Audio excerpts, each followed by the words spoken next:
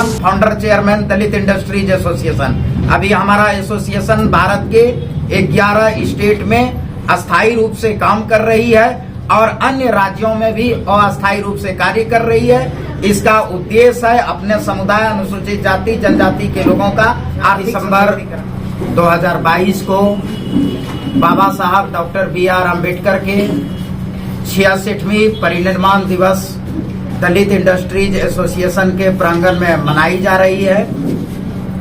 और मैं अपने समुदाय अनुसूचित जाति और जनजाति के लोगों को यह कहना चाहूंगा कि आज भले बाबा साहब BR अम्बेडकर का परिनिर्वाण दिवस है, लेकिन हम अनुसूचित जाति और जनजाति के दिलों में, आत्मा में और जीवन में बाबा साहब BR अम्बेडकर जो है जीवित है। इसलिए उनको श्रद्धांजलि कतई नहीं दी जाएगी, क्योंकि वह हमारे दिलों में जीवित है।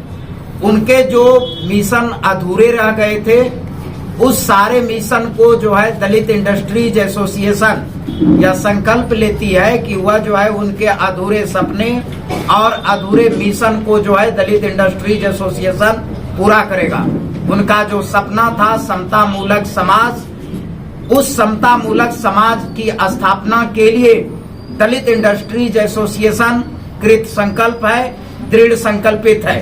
उनका जो मिशन था आर्थिक सशक्तिकरण का, तो दलित इंडस्ट्रीज एसोसिएशन जो है उनके मिशन आर्थिक सशक्तिकरण का संकल्प लेती है और वह जो है अपने समुदाय अनुसूचित जाति और जनजाति के लोगों को आर्थिक सशक्तिकरण करेंगे। देश में अनुसूचित जाति और जनजातियों के लिए एक षड्यंत्र रची जा रही है। पूरे जीवन काल में एक अनोखा चीज देश को समर्पित किया था, वह है भारतीय संविधान। और भारतीय संविधान की आत्मा जो थी वह है आरक्षण। लेकिन जो हमारे लोगों से, वंचितों से और शोषितों से घृणा करते हैं, वह अपनी जो है मनसूबे पर कायम रहने के लिए हमारे आरक्षण से छेड़छाड़ कर दी गई। हमारा जो 16% आरक्षण था, उस 16% आरक्षण से बढ़ा करके उन लोगों ने, यानी अनुसूचित जातियों से ज्यादा आरक्षण जो है आज की तिथि में अत्यंत पिछड़ी जातियों को और पिछड़ी जातियों को दे दिया।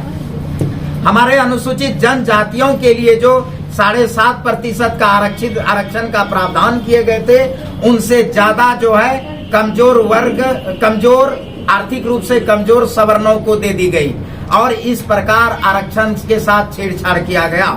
जितने भी सार्वजनिक क्षेत्र थे, धीरे धीरे जो है उनको निजीकरण करके आरक्षण को स्वतः समाप्त करने का षड्यंत्र किया गया। तो हम अपने समुदाय अनुसूचित जाति और जनजातियों से आग्रह करूंगा बाबा साहब के आज परिनिर्वाण दिवस पे कि हम बाबा साहब के जो वो मुद्दे थे, बाबा साहब के जो वह सोच था, बाबा साहब का जो सपना था और मिशन था, उसको अपने दिल में जगा करके रखने की आवश्यकता है और संकल्प लेना है कि आरक्षण का अब विकल्प जो होगा वह उद्योग, वाणिज्य और व्यापार होगा। समस्त अनुसूचित जाति और जनजाति के लोग आत्मनिर्भर बनेंगे, आरक्षण के वजह से नहीं बल्कि उद्योग, वाणिज्य और व्यापार के। जय भीम।